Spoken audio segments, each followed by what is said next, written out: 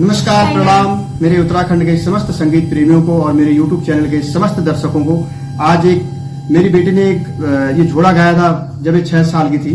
फिर से हम इसको गाते देखते कितना सुधार आया है मेरे बच्चे पर, और उम्मीद करता हूं कि आप सब लोगों को पसंद आएगा।